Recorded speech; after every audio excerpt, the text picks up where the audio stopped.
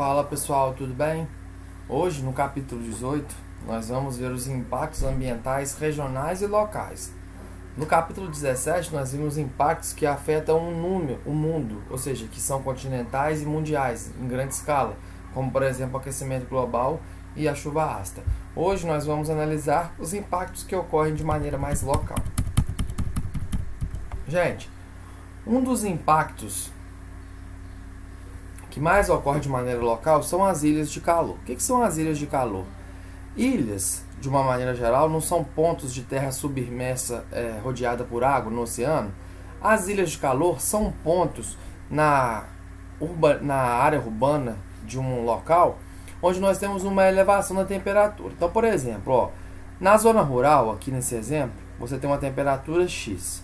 Quando você chega para uma região onde você tem um valor menor de casas, já ocorre a elevação da temperatura. Quando você vai para uma área onde nós temos um adensamento urbano muito grande, ou seja, muito concreto, o que vai acontecer? A temperatura vai aumentar mais ainda.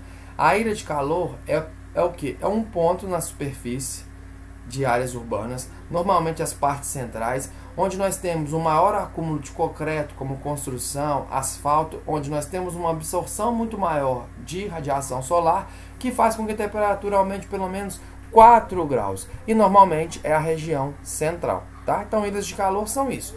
Pontos da cidade onde a temperatura é mais elevada e normalmente é o centro, como você pode observar nessa imagem aqui, tá? Um outro problema também, gente, é a inversão térmica. O que é o normal? O normal é que o ar quente fica mais aqui embaixo, o ar frio aqui no meio e o ar muito mais frio aqui em cima.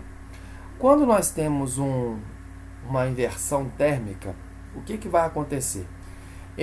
A inversão térmica, gente, é um fenômeno natural, geralmente associado ao quê? Às frentes frias, ou à sucessão de dias quentes e noites frias, que não é possível evitar, é um fenômeno natural, sempre vai acontecer. Ocorre principalmente o quê? No inverno. Como no inverno o ar frio está mais presente na superfície, ele é um ar mais pesado, quando amanhece vai ter uma dificuldade para que esse ar esquente e dissipe. E isso vai fazer com que o ar frio fique aqui embaixo, o ar quente fique em cima do ar frio e acima do ar quente tem um ar mais frio, tá? E esse ar frio estando aqui embaixo, numa região onde nós teríamos que ter um ar mais quente, ele traz como consequência o quê? O aprisionamento por mais tempo de gases poluentes. Tá vendo essa imagem cinza aqui, essa faixa cinza aqui, ó? Isso aqui é um exemplo de inversão térmica. Você vê que os poluentes estão aqui, tá? E o que a gente pode fazer para diminuir a intensidade do negativo relacionado à inversão térmica? Porque a inversão térmica ela vai acontecer mesmo. Durante o inverno, o ar frio vai ficar mais aqui na parte de baixo do que nas outras épocas do ano. Mas o problema da inversão térmica é quando há muitos poluentes na atmosfera e esses poluentes ficam retidos aqui, tá? E isso traz vários problemas, principalmente o que?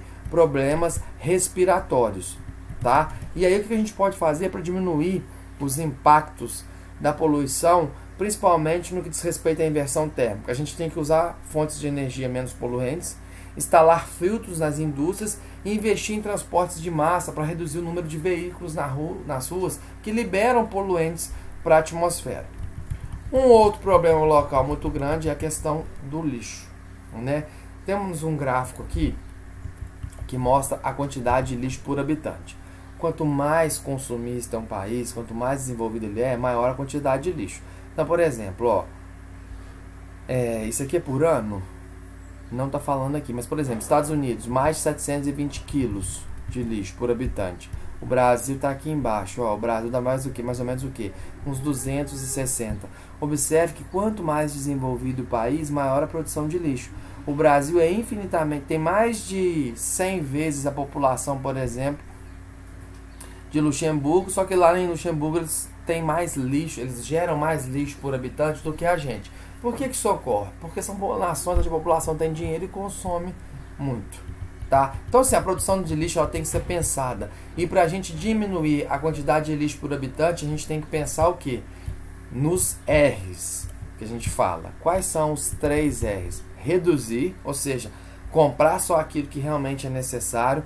Reutilizar. Às vezes você tem uma calça jeans que você não está gostando mais dela, Não precisa jogar ela fora. Dá para alguém que pode reutilizar, transforma aquilo até mesmo num pano de chão, corta e faz um short.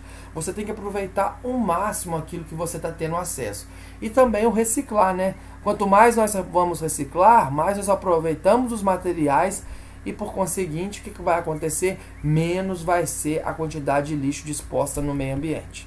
Tá bom?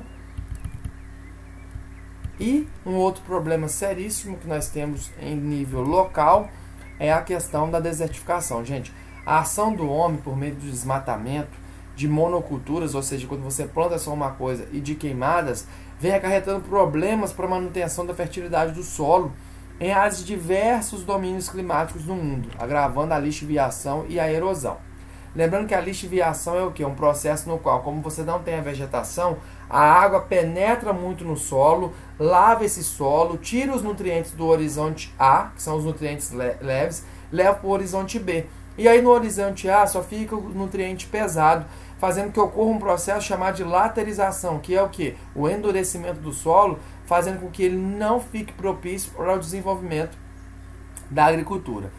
O processo de desertificação, gente, ele é caracterizado como a degradação das terras secas. É um procedimento que consiste na perda total da produtividade da terra, tanto econômica quanto biológica. É preciso ressaltar que uma região semiárida não necessariamente passará pelo processo de desertificação, uma vez que tanto a flora quanto a fauna desses locais estão adaptadas à falta de água constante. No caso do Brasil, gente, a utilização incorreta dos recursos naturais na área do semiárido lá no Nordeste, devido à inserção dessa no mercado nacional e internacional, contribui para o manejo incorreto do solo, degradando-o. Dessa forma, o processo de desertificação se intensifica nessas regiões, uma vez que elas passam a ser afetadas diretamente pela alteração da fauna e da flora local, além da degradação do solo. Ok? Então, gente, quando a gente falar em problemas ambientais locais, você vai lembrar das ilhas de calor, da inversão térmica, da questão do lixo e do desgaste do solo que promove a desertificação. Ok? Um grande abraço para vocês e até a próxima.